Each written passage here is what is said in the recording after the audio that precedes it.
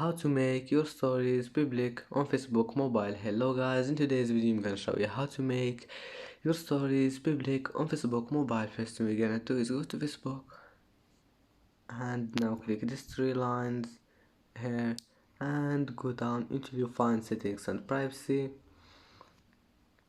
and click settings,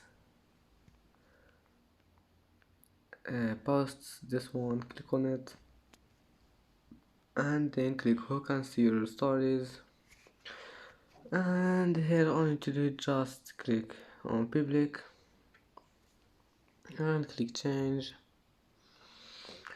and that's how to make your stories for on public Facebook mobile. And that's it for today's video.